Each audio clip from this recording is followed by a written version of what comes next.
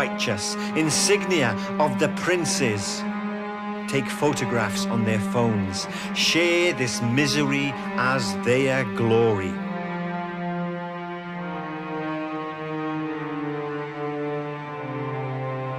Bide their time for the final shot. Mostly unneeded, as the birds themselves beat each other into submission. Then, dodo dumb and vultured visioned, take on each other one by one by one, crumple like leaves into a life pyre. Choice amputated, so lie down at the hands of their covert oppressors.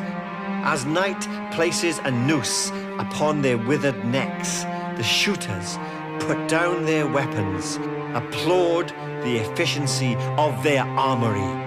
Then